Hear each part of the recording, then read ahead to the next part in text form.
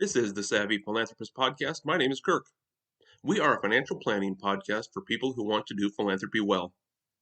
Whether you're a donor trying to do some good in the world, or you're a development officer trying to connect resources with the people who need them, this podcast is all about how to navigate our U.S. legal and financial system in order to make the greatest philanthropic impact you can. This is episode 35, IRAs, Part 4. A quick reminder of the topic at hand.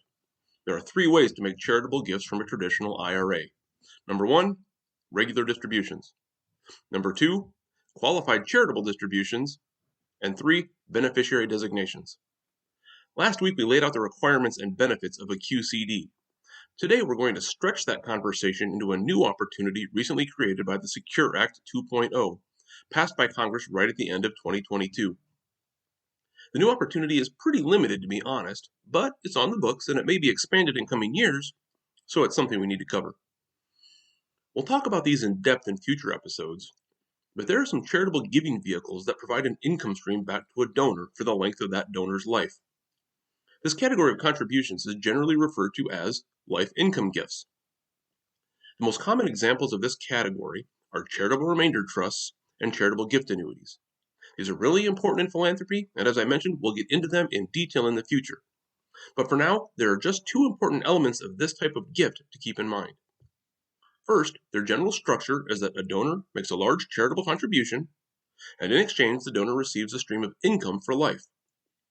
That's how a CRT and a CGA both work. Second, that income stream back to the donor is generally taxed in a beneficial way.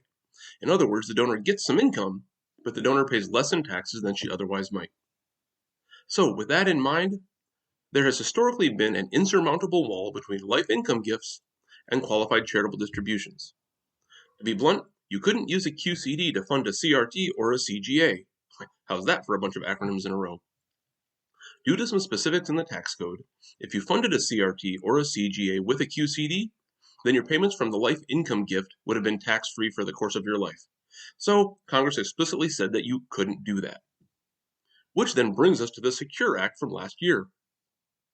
After several years of work, Congress has finally opened the door for funding life income gifts with QCDs. However, Congress only opened that door a very little bit.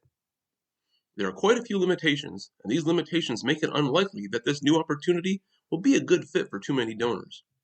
But there will be a few good opportunities, and it will be important to keep this option in mind.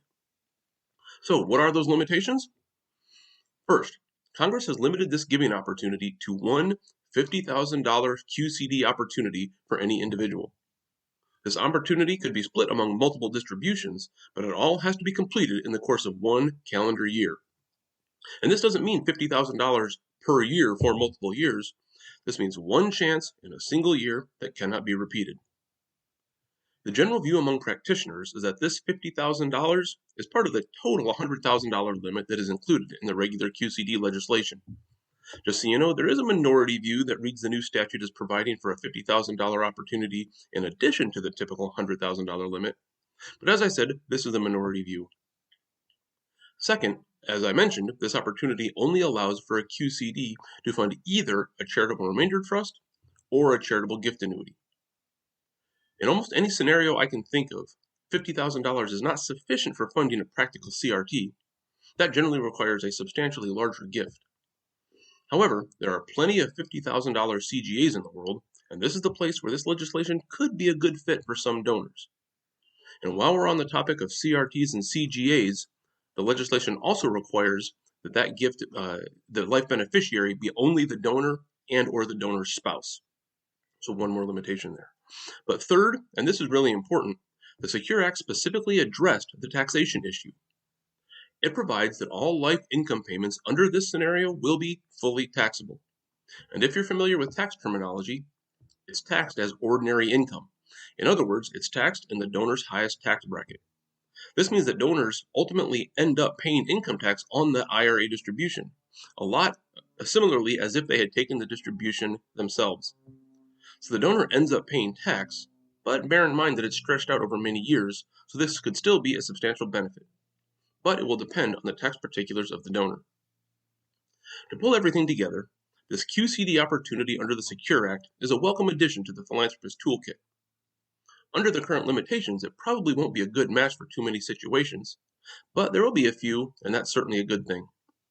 But with any luck, the legislation will be tweaked in future years, hopefully increasing the amounts that can be given. If that happens, we may begin to see more of these gifts over time. If you're enjoying this podcast, be sure to click subscribe so you don't miss any episodes. If you know other people who might find this podcast worthwhile, please share it on your social media platform of choice. And if you're feeling particularly generous, a rating or review for the show on whatever podcast service you use would really help to get the word out about the show. You can find The Savvy Philanthropist on the internet at thesavvyphilanthropist.net. You can find me on LinkedIn at the link below in the show notes, and you can follow me on Twitter where I am at RossPlan. Lastly, if you have any ideas, suggestions, or helpful insights, feel free to email me at thesavvyphilanthropist@gmail.com. That's it for episode 35. Thanks for listening. Next week, we'll finish this IRA series by talking about what happens to the account when you pass away. Until then, remember, do well, then do good, but always be savvy.